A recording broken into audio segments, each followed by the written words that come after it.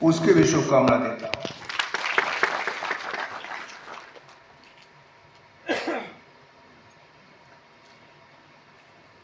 और शुरुआत इसी से करता हूं जिसको बाबा साहब ने कभी अपने शब्दों में पिरोया था, कहा था कि हम सबसे पहले और अंत में केवल और केवल भारतीय हैं।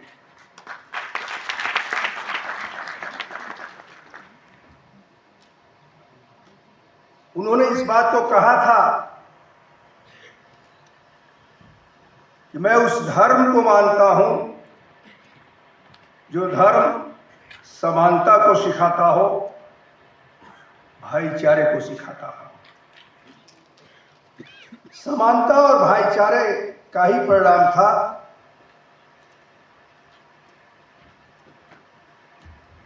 कि कुछ कुरीतियों से वह उब करके जब बात अपनी रख रहे थे तो कुछ लोगों ने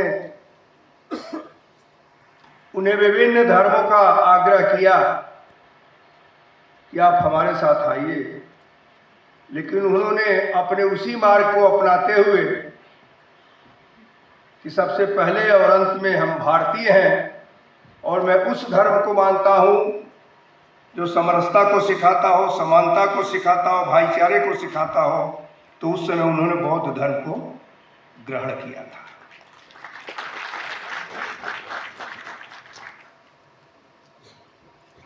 आज उस महान पूर्णात्मा का जन्म दिवस है जो भारतीय संविधान के मुख्य वास्तुकार है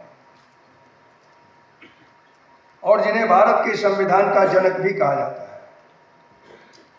हम इसलिए भी याद करते हैं क्योंकि उन्होंने संविधान की प्रारूप समिति के अध्यक्ष के रूप में देश को एक मजबूत और एकजुट भारतीय संविधान दिया था।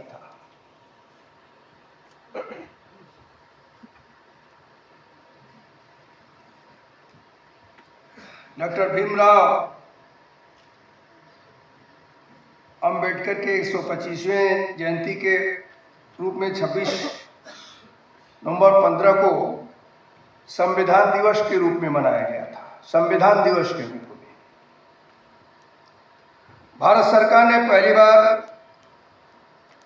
इनके इस महान योगदान को इस रूप में मनाने का जो निर्णय लिया है वह संविधान के महत्व का प्रसार करने और उनके विचारों की अवधारणाओं का प्रसार करने के लिए सबसे उचित तरीका है। जो पहले होना चाहिए था वह आकर के 2015 में किया गया। भारत के संविधान को जब अपनाया गया था तब भारत के नागरिकों ने शांति, शिष्टता और प्रगति के साथ एक नए संवैधानिक, वैज्ञानिक, स्वराज और आधुनिक भारत में प्रवेश किया था। यह पूरी दुनिया के लिए अनोखा दस्तावेज है जिसके लिए बाबा साहब के महान योगदान को कतई भुलाया नहीं जा सकता है। इतिहास पर अगर नजर डालें तो यह स्पष्ट है कि यह कहते हुए मुझे कोई संकोच भी नहीं है कि कुछ लोग डॉक्टर भीमराव अंबेडकर जी को संसद की पहुंच से दूर रखना चाहते थे। उन्होंने इसके लिए काफी जतन भी की, लेकिन उस महान शिक्षाविद और संविधान निर्माता को देश की जनता संसद भेजना चाहती थी ताकि वह समाज की आवाज बन सके और उन्होंने यह करके दिखाया भी। मुझे यह कहते हुए गर्व की अनुभूति हो रही है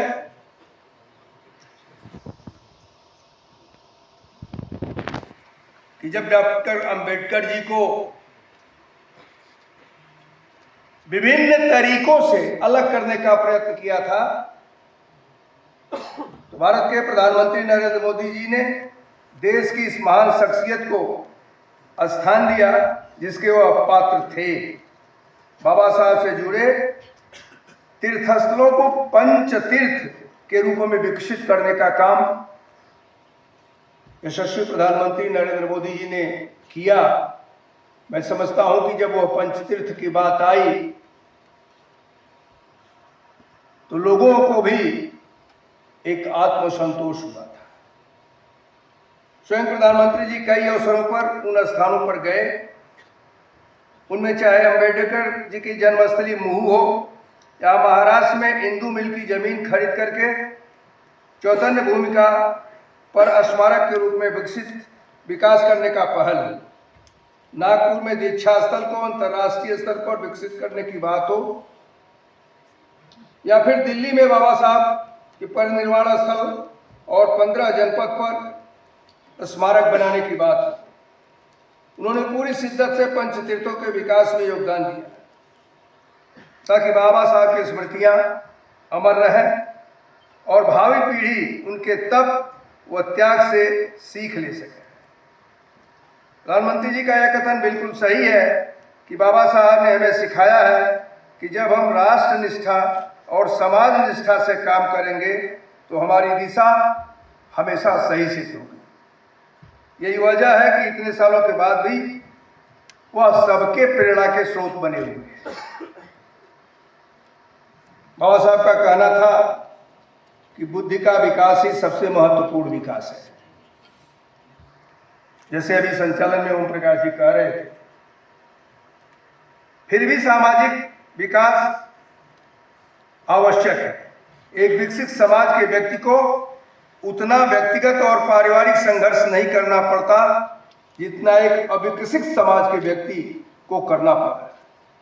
इसलिए अपने बुद्धि, अपने समाज और अपने आप को विकसित बनाने के लिए अपना समय पुस्तकों के अध्ययन में लगाएं।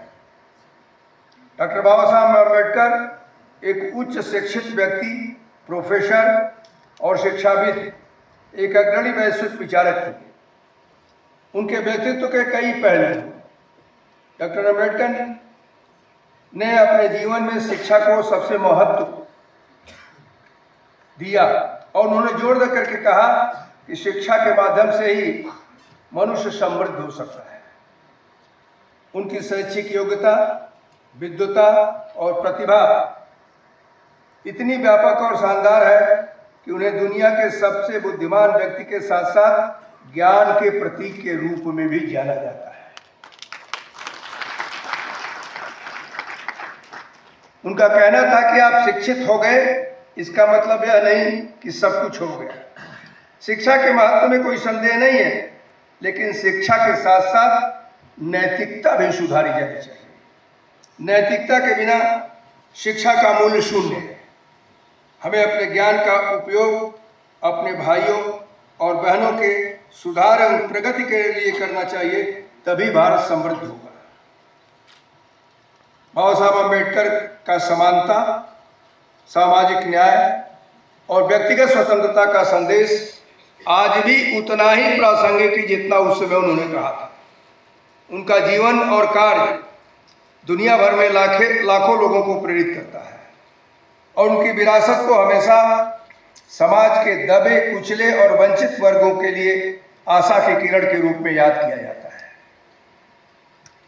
डॉक्टर भीमराव अंबेडकर को हमारे देश में एक महान व्यक्तित्व और नायक के रूप में जाना जाता है तथा वह लाखों लोगों के लिए प्रेरणा स्रोत भी है।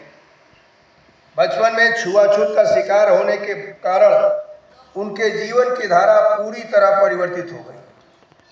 उन्होंने पिछड़े वर्ग के लोगों को न्याय, समानता और अधिकार दिलाने के लिए अपने जीवन को देश के लिए समर्पित किया। समाज में आज दलितों पर अत्याचार के मामले सामने आते हैं तो कष्ट होता है। संविधान और संस्कृति हमें सबको साथ लेकर के आगे बढ़ने की प्रेरणा देता है। बाबा साहब ने समानता के लिए शिक्षा प्राप्ति का जो मूल मंत्र दिया, वही सबसे प्रभावी माध्यम है। आइए हम इस दिन महान आत्मा बाबा साहब अम्बेडकर को याद करें और उन्हें श्रद्धांजलि दें और एक ऐसे समाज का निर्माण करने का प्रयास करें जो सभी के लिए समानता, न्याय और सम्मान के मूल्यों को कायम रखे। मैं पुनः इस अवसर पर बाबा साहब डॉक्टर भीमराव अंबेडकर जी को उनकी जयंती पर